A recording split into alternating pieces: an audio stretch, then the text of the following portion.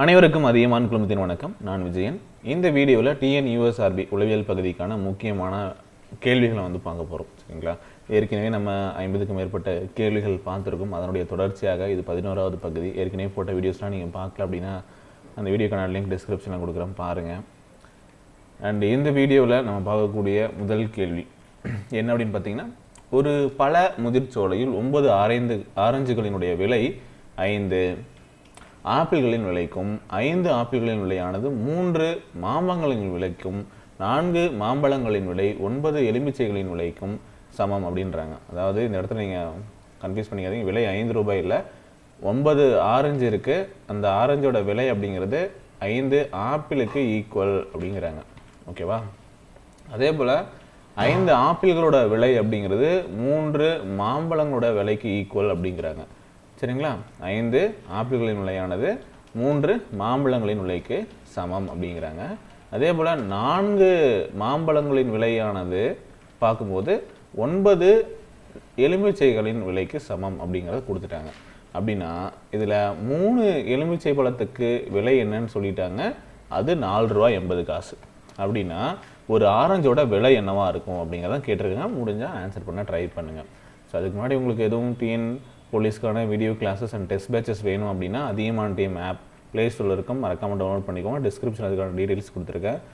Police எக்ஸாமினேஷனுக்கு சயின்ஸுக்கு படிக்கிறதுக்கான புத்தகம் நம்முடைய வெப்சைட்டில் இருக்குது. இல்லை இந்த வீடியோக்கில் இருக்கக்கூடிய நம்பருக்கு 8681859181க்கு நீங்கள் கான்டாக்ட் பண்ணிவிட்டு புக்ஸ் வேணும்னா நீங்கள் வாங்கிக்கோங்க. சரிங்களா? ஆன்சர் என்னன்னு ட்ரை பண்ணிட்டீங்களா? எஸ். எப்படி பண்ணலாம்? அவங்க என்ன தெளிவாக கொடுத்துருக்காங்க, மாம்பழங்களோட விலை, ஆரஞ்சோட விலை, ஆப்பிள்களோட விலை அப்படின்னு சொல்லிட்டு கம்பேர் பண்ணுறாங்க. ஒவ்வொரு பழமும் எதுக்கு ஈக்குவல் அப்படின்னு சொல்லிட்டு, எத்தனை பழங்களுக்கான விலைகளுக்கு ஈக்குவல் அப்படின்னு சொல்லிட்டு மென்ஷன் பண்ணியிருக்காங்க. நமக்கு இறுதியாக கொடுத்துருக்கிறது என்ன அப்படின்னு பார்த்தீங்கன்னா 9 எலுமிச்சையோட விலை 9 எலுமிச்சை பழத்தினோட விலை என்னன்னு கொடுத்துருக்காங்க அப்படின்னு பார்த்தீங்கன்னா 4 மாம்பழத்துக்கு ஈக்குவல் அப்படின்னு சொல்லியிருக்காங்க. ஆனால் நமக்கு 3 எலுமிச்சைக்கு விலை என்னன்னு தெரியும். ஓகேவா? 3 எலுமிச்சைக்கு விலை என்னன்னு தெரியும். ஓகே, அது 4 ரூபா 80 காசு. அப்போ அது 3ஆல் பெருக்கணும் அப்படின்னா 9 எலுமிச்சைக்கு விலை என்னன்னு தெரிஞ்சிருமா? கரெக்டாக 3ஆல் பெருக்கணும்னா 9 எலுமிச்சைக்கு விலை என்ன அப்படின்னு தெரிஞ்சிடும். இல்லை அப்படின்னா 3 எலுமிச்சோட விலை 4 ரூபா 80 காசு அப்படின்னா 1 எலுமிச்சோட விலை அப்படிங்கிறத நீங்கள் 3ஆல் அடித்தோம் அப்படின்னா கிடச்சிரும். இல்லை இதை டைரெக்டாக நீங்கள் 480ஆல் பெருக்கினீங்கன்னா 9 எலுமிச்சைக்கு என்ன விலை அப்படிங்கிறது தெரிஞ்சு போயிடும். ஓகேவா? ஏன்னா 3 எலுமிச்சை விலை இன்ட்டு 3னா 9 எலுமிச்சை பழங்களோட விலை. இதை இன்ட்டு 3 பண்ணுறோம் அப்படின்னா வேல்யூ கிடைச்சிரும். தட் இஸ் எவ்வளவு அப்படின்னு பார்த்தீங்கன்னா 3 12 அப்புறம் 3 அது ஒரு 2 ரூபா 40 காசு. ஓகேவா? அப்போது 12 ஒரு 2 ரூபா 40 காசும் 14 ரூபா 40 காசு. ஓகேவா? இது பார்த்தீங்க அப்படின்னா நமக்கு 9 எலுமிச்சை பழத்தினுடைய விலை. ஓகேவா? அதாவது 9 எலுமிச்சை பழத்தினுடைய விலை, அப்படி இல்லைன்னா 4 மாம்பழத்தினுடைய விலை அப்படின்னு சொல்லிடலாம். அதாவது 14 ரூபா 40 காசு அப்படிங்கிறது. ஏன் அப்படின்னா அது கம்பேர் பண்ணுறோம். முன்னாடியே பார்த்தீங்க அப்படின்னா 4 மாம்பழங்களோட விலை அப்படிங்கிறது 9 எலுமிச்சை பழங்களின் விலைக்கு சமம் அப்படின்ட்டாங்க. இப்போ 4 மாம்பழத்தினுடைய விலை 14 ரூபா 40 காசு அப்படிங்கும்போது இதை வச்சு ஒரு மாம்பழத்தினுடைய விலை என்ன அப்படிங்கிறத நம்ம கண்டுபிடிச்சிக்கலாம். ஓகேவா? அது கண்டுபிடிச்சோம் அப்படின்னா 3 மாம்பழங்களோட விலை அப்படிங்கிறது நம்ம என்னன்னு ஃபைண்ட் அவுட் பண்ண முடியும். ஸோ இதை 4ஆல் அடித்தோம் அப்படின்னா ஒரு மாம்பழத்துக்கான விலை என்ன அப்படிங்கிறது கிடைச்சிடும் இல்லையா? ஒரு மாம்பழத்துக்கான விலை என்னவாக இருக்கும்? 4ஆல் அடித்தோம் அப்படின்னா 3 நாங்க 12 மீதி 2. ஓகே, 6 நாங்க 24. அப்போ 3 ரூபா 60 காசு ஒரு மாம்பழத்தினுடைய விலை. நமக்கு 5 ஆப்பிள்களுடைய விலையானது 3 மாம்பழங்களின் விலைக்கு சமம் அப்படின்னு சொல்லிட்டாங்க. அப்போ 3 மாம்பழத்துக்கு என்ன வரும்? விலை என்னவாக இருக்கும்? 3ஆல் பெருக்கணும். இதை 3ஆல் பெருக்கணும் என்ன கிடைக்கும்? 3 மாம்பழங்களோட விலை அப்படிங்கிறது 9 3 18. அப்போது 10 ரூபா 80 காசு கிடைக்கும் 3 மாம்பழங்களுடைய விலை. 3 மாம்பழங்களோட விலை அப்படிங்கிறது 5 ஆப்பிள்களின் விலைக்கு சமம். கரெக்டாக கவனிக்கிறீங்களா? 5 ஆப்பிள்களோட விலைக்கு சமம். அதையும் தெளிவாக கொடுத்துட்டாங்களா? இப்போ 5 ஆப்பிள்களோட விலை தான் 9 ஆரஞ்சுகளோட விலை அப்படின்னு சொல்லிட்டாங்க. ஓகே, இது அப்போது 9 ஆரஞ்சோட விலை. அது 3 மாம்பழத்தினுடைய விலை, 9 ஆரஞ்சோட விலை. இது எல்லாமே 10 ரூபா 80 காசு. ரைட்டா? நமக்கு என்ன கேள்வி, ஒரு ஆரஞ்சோட விலை என்னன்னு கேட்டிருக்காங்க. ஒரு ஆரஞ்சோட விலை நம்ம ஃபைண்ட் அவுட் பண்ணோம் அப்படின்னா டிவைடட் பை 9, 9ஆல் நம்ம கேன்சல் பண்ணுறோம்னு வச்சுக்கோங்க. 9ஆல் அடிச்சோம் அப்படின்னா என்ன கிடைக்கும், 1, மீதி என்ன 1, 2 9 18 இல்லையா. அப்போ ₹1.20 கிடைக்கும். இப்போ ஒரு ஆரஞ்சோட விலை, இந்த கேள்விக்கு என்ன விடை, ₹1.20. ஒரு ஆரஞ்சினுடைய விலை என்னன்னு கேட்டிருக்காங்க, ₹1.20. ஜஸ்ட் கம்பேர் பண்ணிட்டு நீங்கள் ஆன்சர் பண்ணுற மாதிரி தான் இருக்கும், வேறு ஒன்றுமே இல்லை. ஓகே,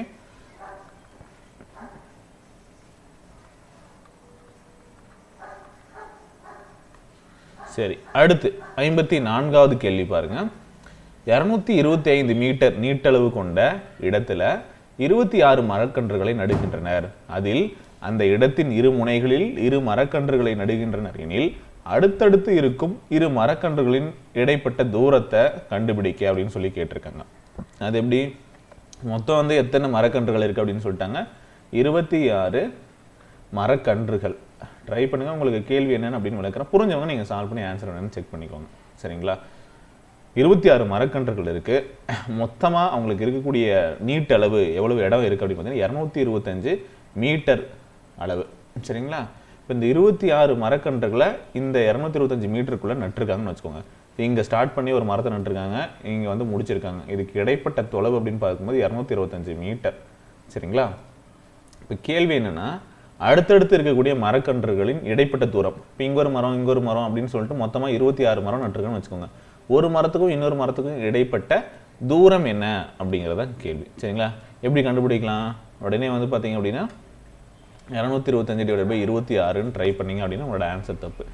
ஏன் அப்படின்னா எத்தனை இடைவெளி இருக்கும் அப்படிங்கிறத நீங்கள் பார்க்கணும். சரிங்களா, எத்தனை இடைவெளி இருக்கும், இது இந்த ஸ்டார்டிங் இங்கே இருக்கக்கூடிய மரமும் அதே போல் இந்த 26 இது முதல் மரம், இது 26வது மரம் அப்படின்னா இந்த நடுவில் இருக்கக்கூடிய இடைவெளி அப்படின்னு பார்க்கும்போது 25 இடைவெளி இருக்கும். சரிங்களா, 25 இடைவெளி இருக்கும்.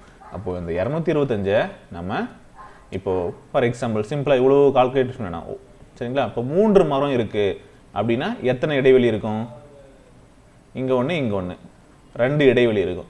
4 மரம் இருக்கு, இங்க ஒன்று, ஓகே, இங்க ஒன்று இங்க ஒன்று, 4 மரம் இருக்கு. இப்போ எத்தனை இடைவெளி இருக்கு இங்க பார்த்தோம் அப்படின்னா 1 2 3 இடைவெளி இருக்கு. சரிங்களா, இப்போ 5 மரம் இருக்குன்னா 4 இடைவெளி இருக்கும். அந்த மாதிரி 26 மரக்கன்றுகள் இருக்கிறதுனால நமக்கு 25 இடைவெளி இருக்கும். அப்போ ஆவரேஜாக நம்ம பார்க்கும்போது அந்த அடுத்தடுத்த மரக்கன்றுகளுக்கு இடைப்பட்ட தூரம் அப்படிங்கிறது 25ஆல் அடித்தோம் அப்படின்னா 8 25 200,000, அதாவது 4 25 100, 8 25 200, 9 25 225,000, அப்போ 9 மீட்டர்.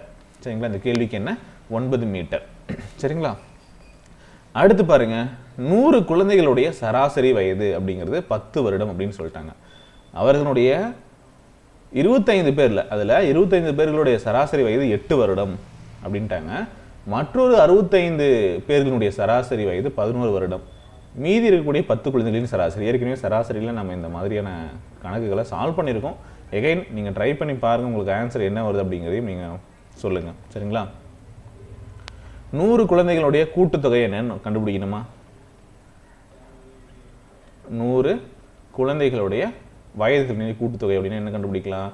100 இன்ட்டு ஒவ்வொரு குழந்தைக்கும் 10 ஆவரேஜ் அப்படின்னு எவ்வளோ ஏஜ் அப்படிங்கிறத நம்ம கண்டுபிடிச்சிட முடியும் இல்லையா? எவ்வளவு? 1000 வருடம் மொத்தம். கரெக்டா? 100 குழந்தைங்களுடைய கூட்டுத்தொகை அப்படிங்கிறது 1000 வருடம். 1000. 25 குழந்தைகளுடைய சராசரி வயது என்னன்னு சொல்லியிருக்காங்க 8. அப்போ 25 இன்ட்டு 8 எவ்வளோ வரும்? ஓகே, 25 இன்ட்டு 8 எவ்வளோ வரும்? ஏற்கனவே முன்னதான் சொன்னேன், 200ன்னு வந்துடும். 200 வருடம். இப்போ மீதி 65 குழந்தைகள் இருக்கு. மீதி 65 குழந்தைகளுடைய வயது அப்படின்னு பார்க்கும்போது 65, அவங்க எவ்வளோ சொல்றாங்க சராசரி அவங்களோடது 11. அப்போ அதை 11ஆல் பெருக்கணும் இல்லையா? 11ஆல் பெருக்கணும் அப்படின்னு என்ன? 11ஆல் பெருக்கிறதுக்கு ஈஸியான ஷார்ட்கட் இருக்குது. நீங்கள் 65 இப்படி எழுதி போடணும்னு அவசியம் இல்லை. அதாவது இந்த முதல் நம்பர் என்ன இருக்குது கடைசியில் அதை அப்படியே எழுதிக்கோங்க. 6 5 கூட்டுங்க, கூட்டினா என்ன வரும்? 11 வரும். அந்த 1 எழுதிக்கோங்க, மீதி 1 இருக்குது. இங்கே என்ன இருக்குது? 6. அந்த 1 வந்து இந்த 6 கூட கூட்டிக்கோங்க, 7 அப்படின்ட்டு வரும். சரிங்களா, அதெல்லாம் ஷார்ட்கட் நம்ம வீடியோ போட்டிருக்கோம் பாருங்கள். எப்படி எந்த 11ஆல் எந்த நம்பர் கொடுத்தாலும் ஈஸியாக நம்மளால் அப்படியே மல்டிப்ளை பண்ண முடியும். சரிங்களா, அப்போ 715 அப்படிங்கிறது நமக்கு வந்துருச்சு கூட்டுத்தொகை. இந்த வயதுகளின் கூட்டுத்தொகை தான் இப்போ நம்ம கண்டுபிடிச்சிருக்கோம். மீதம் இருக்கக்கூடிய 10 குழந்தை, மீதமுள்ள 10 குழந்தைக்கு நம்ம கண்டுபிடிக்கணுமா? மீதமுள்ள 10 குழந்தை கண்டுபிடிக்கணும் அப்படின்னா மொத்தமாக இருக்கக்கூடிய கூட்டுத்தொகையிலேருந்து கண்டுபிடிங்க. மீதமுள்ள 10 குழந்தைகளின் சராசரி வயது என்னன்னு கண்டு சொல்லியிருக்காங்க. இப்போ 100 குழந்தைகளுக்கு நம்ம தெரியும். ஓகே, 100 குழந்தைகளுக்கு 1000. மீதி இருக்கக்கூடிய 25 குழந்தைகளுக்கு எவ்வளவு? 200. ஒரு 65 குழந்தைகளுக்கு வந்து பார்த்தீங்கன்னா 715. இது ரெண்டையும் கூட்டணும் அப்படின்னா எவ்வளோ வரும் நமக்கு? அதாவது 65 ஒரு 25 90 குழந்தைகளுக்கு கூட்டுத்தொகை என்னன்னு கிடைச்சிரும். அது 1000லேருந்து கழிச்சிட்டோம் அப்படின்னா மீதி இருக்கக்கூடிய 10 குழந்தைங்களுடைய வயது என்னன்னு கிடைச்சிருமா? எஸ். அப்போ இது எவ்வளவு? 200 ஒரு 715 915. கரெக்டாக 915 கழிச்சிட்டோம் அப்படின்னா எவ்வளோ கிடைக்கும்? 85 வருடம் அப்படின்னு இருக்கும். கரெக்டாக? சரி, இந்த 85 வருடம் அப்படிங்கிறது மீதி இருக்கக்கூடிய 10 குழந்தைகளுடைய வயதுகளின் கூட்டுத்தொகை. அப்படின்னா சராசரினா என்ன பண்ணும்? சராசரி அப்படின்னா எவ்வளோ வயது இருக்கோ அதை 10ஆல் வகுத்தோம் அப்படின்னா 10 குழந்தைக்கு 10ஆல் வகுக்க போகிறோம். அப்போது 8.5 வருடம். ஓகேவா? இதுதான் உங்களோட ஆன்சர். ஓகே, இதுதான் ஆன்சர். சரியா? அடுத்து முதல் 40 இயல்களின் சராசரி இந்த மாதிரி கேட்பான். முதல் 10 இயல்களோட சராசரி, 20 இயல்களோட சராசரி, 100 இயல்களோட சராசரி, எப்படி கேட்டாலும் இது வந்து பார்த்தீங்கன்னா 1 2 3 அப்படின்னு சொல்லிட்டு எழுதி ஒவ்வொன்றா கூட்டணுமா அப்படின்னா அப்படி தேவையில்லை. இதுக்கு வந்து ஒரு ஃபார்முலா இருக்குது. ஃபார்முலா என்ன அப்படின்னு பார்த்தீங்கன்னா n × n+1/2 அப்படிங்கிறது தான் இந்த ஃபார்முலா. இங்கே n அப்படிங்கிறது என்னென்னா எத்தனை இயலெண்கள்னு சொல்கிறாங்களோ அதை எழுதிக்கோங்க. இன்ட்டு n+1 அப்படின்னா 40 41 அடுத்த நம்பர் /2 அடிச்சு அப்படின்னு என்ன கிடைக்கும்? 20. ஓகேவா? அப்போ இது 2ஆல் மல்டிப்ளை பண்ணோம் அப்படின்னா வரக்கூடியது ஆன்சர். அது எவ்வளவு? 820. ஓகேவா? இது வந்து என்னது? 20 எண்களினுடைய கூடுதல்.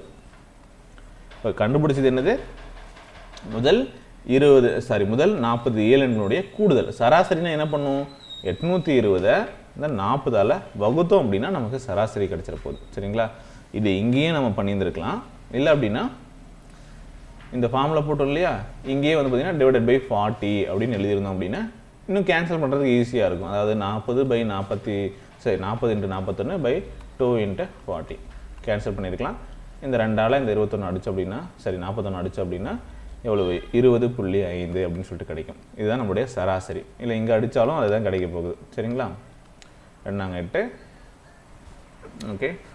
ஸோ 0 5×20 20.5 அப்படிங்கிறது தான் 40 இயலெண்களுடைய சராசரி.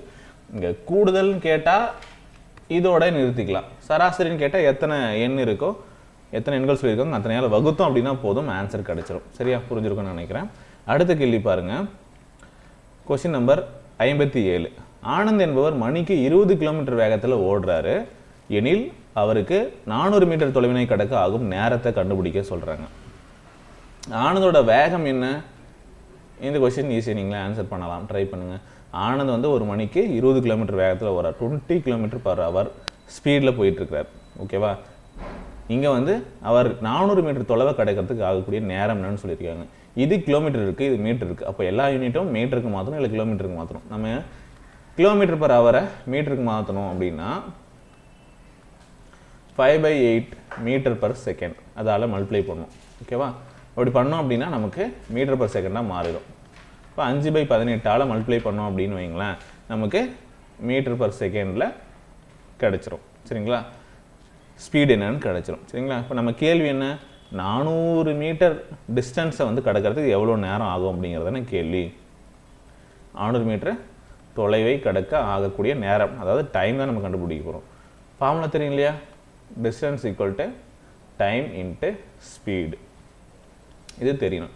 டைம் என்னன்னா டிஸ்டன்ஸ் பை ஸ்பீடு, எவ்வளோ தூரத்தை எவ்வளோ வேகத்தில் கடக்கிறாங்க அப்படிங்கிறது தெரிஞ்சதுன்னா எவ்வளோ நேரம் ஆகும் அப்படின்னு சொல்லிடலாம். டிஸ்டன்ஸ் எவ்வளவு? 400 மீட்டர் பை நமக்கு எவ்வளவு ஸ்பீடில் போகிறாங்க, அதாவது 25/18. ஏன் இதை அடிக்காமல் வச்சுக்கணும்னா நம்ம இங்கே வந்து பார்த்திங்கன்னா நமக்கு கால்குலேஷனுக்கு ஈஸியாக இருக்கும் அப்படிங்கிறனால நம்ம வந்து கேன்சல் பண்ணாமல் அப்படியே நம்ம வச்சுருக்கோம். சரிங்களா? ஓகே. இல்லை இங்கே வந்து 2ஆல் கேன்சல் பண்ணி கூட வச்சுக்கலாம். 10/9 அப்படின்னு கூட நீங்கள் வச்சுக்கலாம். இன்ட்டு 10 5 50/9 அப்படின்னு கூட நீங்கள் எழுதியிருக்கலாம் சரிங்களா. அது இல்லை இங்கேயே கூட நீங்கள் பண்ணிக்கோங்க, ஒன்றும் பிரச்சனை இல்லை. ஓகே, அப்படி அதாவது உங்களுக்கு புரியுறதுக்காக இந்த ஸ்டெப் எழுதுகிறேன். நீங்கள் கால்குலேட் பண்ணும்போது டி அப்படிங்கிறத எழுதிட்டு டைரெக்டாக நீங்கள் போட்டுக்கலாம். அதுக்காக நான் வந்து இப்படி கொடுத்துருக்கேன். ஓகே, அதாவது 400 டிவைடட் பை 5 இன்ட்டு 10/9 இல்லையா. இந்த 9 அப்படிங்கிறது இங்கே கீழே இருக்கக்கூடியது என்ன ஆகும், இங்கே மேலே போகும் சரிங்களா. 9 அப்படின்னு சொல்லிட்டு மேலே போகும். ஸோ அடித்தோம் அப்படின்னா 0 0 கேன்சல் ஆகிடுச்சு. 5ஆல் அடித்தோம் அப்படின்னா 8 டைம். ஓகே, 8 9 72. ஓகேவா, 72 செகண்டு. ஓகேவா, 72 செகண்ட் ஆகும் அப்படின்னு சொல்கிறாங்க. ஓகே, அப்போ அந்த 400 மீட்டர் தொலைவை கடக்கிறதுக்கு எவ்வளோ நேரம் ஆகும்னா 72 செகண்ட். ஓகே, சரி, இவ்வளோதாங்க கேள்வி சரிங்களா. இந்த ஸ்டெப் புரியல அப்படின்னா ஏன் வந்து இந்த 9 மேலே போச்சு அப்படின்னு புரியுறவங்களுக்கு 400/20 இன்ட்டு 5/18 இங்கே டிவிஷனில் இருக்குது அப்படின்னா என்ன அர்த்தம், இங்கே மேலே மல்டிப்ளை ஆகும் சரிங்களா. இப்படி எழுதிக்கலாம். ஓகே, அதுதான் நான் இங்கே எழுதியிருக்கேன், அதனால தான் மேலே 9 போகுது. ஓகே, ஸோ இவ்வளோதாங்க இன்றைக்கி நம்ம பார்க்கக்கூடிய கேள்விகள் அவ்வளவுதான். ஸோ கண்டிப்பாக இது உங்களுக்கு யூஸ்ஃபுல்லாக இருக்குன்னு நினைக்கிறேன். இதுக்கெல்லாம் ஆன்சர் நீங்களும் ட்ரை பண்ணியிருப்பீங்க. ஆன்சர் உங்களோட ஆன்சரும் சரியாக இருக்கும் அப்படின்னு நான் நினைக்கிறேன். ட்ரை பண்ணுங்கள். அடுத்த வீடியோவில் வந்து பார்த்தீங்க அப்படின்னா நம்ம என்ன மாதிரியான கணக்குகள் பார்க்குறோம் அப்படிங்கிறதே நான் இப்போ இன்ஃபார்ம் பண்ணிடுறேன் சரிங்களா. அடுத்து வந்து பார்த்தீங்க அப்படின்னா நம்ம அந்த பசில் டைப்பில் நம்ம பார்க்க போகிறோம். இப்போ வந்து பார்த்தீங்கன்னா ஒரு வட்ட வடிவ மேக்ஸையில் வந்து பார்த்தீங்கன்னா யார் யார் எங்கெங்கே உட்காந்துருக்காங்க அப்படிங்கிறதெல்லாம் இன்ஸ்ட்ரக்ஷன் கொடுத்துட்டு யார் எந்த பொசிஷனில் இருக்காங்க அப்படிங்கிறத கேட்பாங்க இல்லையா. ஸோ அந்த மாதிரி திசைகள் சார்ந்து நம்ம வந்து பார்த்திங்கன்னா கேள்விகளை பார்க்க போகிறோம். அதே போல் இந்த வரிசை அப்படிங்கிறதையும் நம்ம பார்க்க போகிறோம் சரிங்களா. இடப்புறத்துலேருந்து எத்தனாவது இடத்துல உட்காந்துருக்காங்க, வலதுபுறத்துலேருந்து 4வது இடத்துல உட்காந்துருக்காங்க, இந்த மாதிரியான கேள்விகள் இருக்கும் இல்லையா. வாக்கியங்கள் கொடுத்துட்டு அதுலேருந்து ஒரு கேள்வி கேட்பாங்க. அந்த மாதிரி நம்ம பார்த்துருவோம் சரிங்களா. ஓகே, ஸோ இந்த வீடியோ பிடிச்சிருந்தா லைக் பண்ணுங்கள், மறக்காமல் உங்கள் ஃப்ரெண்ட்ஸ்க்கும் ஷேர் பண்ணுங்கள். நன்றி, வணக்கம்.